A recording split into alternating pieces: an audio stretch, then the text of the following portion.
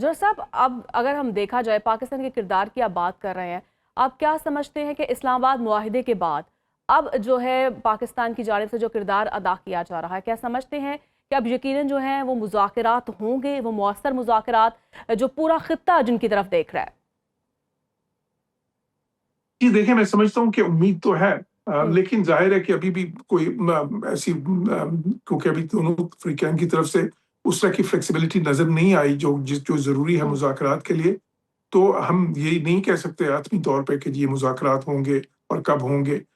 لیکن جو چیز ہم کہہ سکتے ہیں وہ یہ ہے کہ جی ان دونوں کے انٹرسٹ میں ہے، اور اگر جو سین وائسز ہیں، جو ہوں وائسز آف ریزن جن کو کہتے ہیں، وہ دونوں سائڈز پہ پریویل کریں، جی تو پھر یہ بات مذاکرات کی طرف ہی جائے گی، اور وہیں سے پھر حل بھی نکلنا شروع ہوں گے. سب سے ہوں پہلے تو ابنائے ہرمز کا حل ہوگا، پھر ہوں اس کے بعد باقی معاملات کا. اور دیکھیں مشکل مرحلے تو پھر اس کے بعد آنے ہیں. ہوں سب سے مشکل مرحلے تو اس وقت آئیں گے جب نیوکلیئر ایشوز پہ بات ہوگی، میں سمجھتا ہوں. ہوں تو یہ کوئی اتنا آسان پروسیس نہیں ہوگا. جی لیکن جو اہم چیز ہے وہ یہ ہے کہ بات دوبارہ جو ہے نا مذاکرات کی طرف تو آئے. ہوں جو پروسیس جو ڈیریل ہو گیا ہے وہ واپس جو ہے ٹریک پہ تو آئے، کیونکہ جب تک وہ پروسیس واپس جو ہے اس کو ریسکیو نہیں کیا جاتا اس ہوں وقت تک تو پھر خطرہ ہے، دوبارہ سے اسکلیشن کا خطرہ ہے. کیونکہ دیکھیں مس کیلکولیشنز ہو سکتی ہیں، جس طرح ایران سے بھی کچھ آوازیں آ رہی ہیں، امریکہ سے بھی کچھ تھریٹس آ رہے ہیں.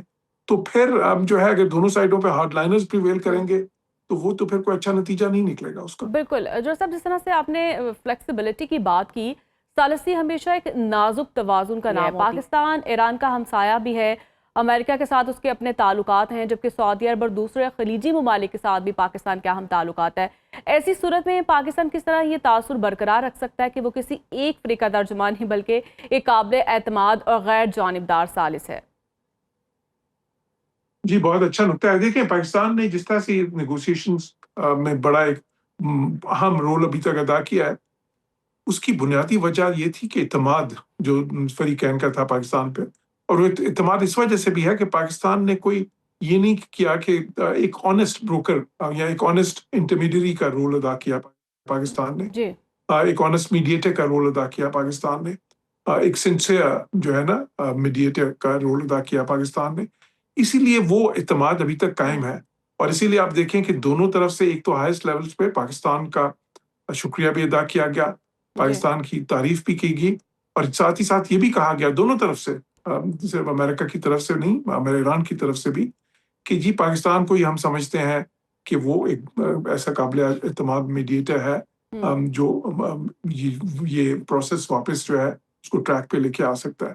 تو میں سمجھتا ہوں کہ پاکستان نے ابھی تک جس طرح کی بڑی سنسیئرلی اور بڑی کنسٹرکٹیولی جس طرح کی ڈپلومیسی کی ہے ایز اے پیس ہوں میکر، وہ صرف قابل توصیف ہی نہیں ہے، بلکہ وہ میں سمجھتا ہوں بہت عام بھی ہے. اور اسی لیے جو ہے جب بھی یہ سارا بات بگڑتی ہے تو پھر پاکستان کا رول دوبارہ سے اہم ہو جاتا ہے. جی ساری دنیا دوبارہ پاکستان کی طرف دیکھتی ہے.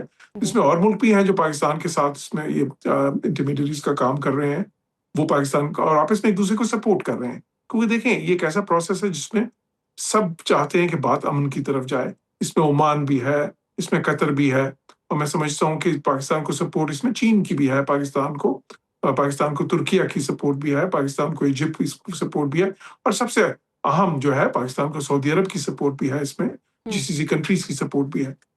تو وہ انشاءاللہ پاکستان کی جو سنسیریٹی ہے یا ہوں پاکستان کی جو آبجیکٹیوٹی ہے اس میں، اس پہ ابھی تک کوئی انگلی نہیں اٹھی.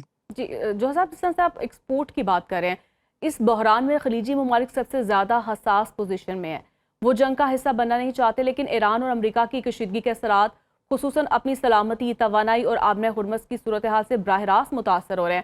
آپ کے خیال میں خلیجی ممالک اس وقت کس حکمت عملی پر چل رہے ہیں، اور کیا وہ جنگ کی بجائے سفارتی حل کے لیے زیادہ فعال کردار ادا کر سکتے ہیں؟ دیکھیے خلیجی ممالک نے بہت زیادہ ریسٹرین کا مظاہرہ کیا، بہت ہوں زیادہ انہوں نے جو ہے نا صبر کا، تحمل کا اور ثابت قدمی کا مظاہرہ کیا ابھی تک. جی اور میں سمجھتا ہوں کہ وہ بھی قابل تحسین ہے. ہوں ایران کی طرف سے جب وہ امریکن بیسز پہ اٹیک ہوئے، اور تو صرف امریکن بیسز پہ نہیں ہوئے ہوں بلکہ ان ملکوں کی دوسری انسٹالیشنز پہ بھی ہوئے، ان کی آئل جی انسٹالیشنز پہ ہوئے، गैस इंस्टॉलेशंस पे हुए, उन मुल्कों की जो है ना इंफ्रास्ट्रक्चर पे हुए। तो उन सब के बावजूद जो है वो उन्होंने, हालांकि देखें ये वो मुल्क हैं जिनका दिफाई बजट जो है वो ईरान से तो कहीं ज्यादा है। सऊदी अरब का दिफाई बजट $80 बिलियन या $80 अरब का है साल का। अम, इसी तरह यूएई का बजट जो है वो tense of billions of dollars का है साल का। फिर जी। बाकी भी ये जो सारे मुल्क हैं इनको जदीद तरीन नस्ल है दुनिया का, बेशक बहरीन है, कुवैत है, कतर है, लेकिन उसके बावजूद उन्होंने जिस तहम्मुल का मुजाहरा किया, मैं समझता हूँ कि उससे ये जंग उस तरह नहीं फैली जिस तरह के इजरायलीज चाहते थे कि फैल जाए और ये मुसलमान मुल्क आपस में लड़ पड़े इस तरह से कि सब तबाह हों। क्योंकि जी, इसराइल तो ये चाहता है कि ये बिल्कुल। आपस में सारे लड़के कमजोर हों और उनको फिर जो है ना एक पूरा खत्ता जो है उसमें अपना जो है जी, ना अपनी एक किस्म की हेजमनी कायम करने का मौका मिल जाए। जी। तो उस लिहाज से और ये मुल्क क्या चाहते हैं खलीजी ममालिक? हुँ, वो ये चाहते हैं कि ये जंग जल्द से जल्द खत्म हो। वो ये चाहते हैं कि ये बात मुज़ाकरात की तरफ जाए और मसला मुज़ाकरात की मेज़ पे ही हल हो। और साथ ही साथ वो ये चाहते हैं कि एक देरपा जो है ना अमन और सलामती का फ्रेमवर्क कायम हो इस खित्ते में। और अब जी, तो इस तरफ बढ़े हैं कि एक मल्टी लेयर्ड सिक्योरिटी फ्रेमवर्क हो, जिसमें ना सिर्फ अमेरिका का रोल हो बल्कि बाकी का भी हो। जिस तरह पाकिस्तान, तुर्की और सऊदी अरब मिलके अब ये जो मुआहदा किया है इसमें और मुल्क भी शामिल हो सकते हैं। फिर जिस कंट्रीज का अपना भी एक फ्रेमवर्क है। तो और साथ ही साथ वो चाहते हैं कि ईरान से भी इस तरह की मफाहमत हो कि ईरान के साथ भी क्योंकि देखिए अ, अगर हम बात करें अगर हम लॉन्ग टर्म की, तो जी। उसमें ये मुल्क ईरान के साथ भी अच्छा ताल्लुकात रखना चाहेंगे, हुँ, क्योंकि खिते की अमन सलामती जो है वो तभी बढ़ेगी कि जब सारे मुल्क जो हैं वो एक जो है ना एक दूसरे के साथ अच्छे ताल्लुकात रखेंगे।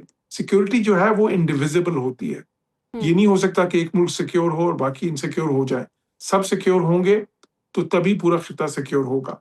तो जी। इसीलिए इसी तरफ बढ़ना चाहते हैं ये मुल्क। बिल्कुल, जो साहब आपने इसराइल की बात की, इसराइल ने ईरान के मामले में तवील अरसे से एक सख्त मौक़िफ़ जो है ना वो इख्तियार कर रखा है, लेकिन अब जंग जो है वो तवील हो रही है और सफारती रास्ते दोबारा खुलने की कोशिश हो रही है।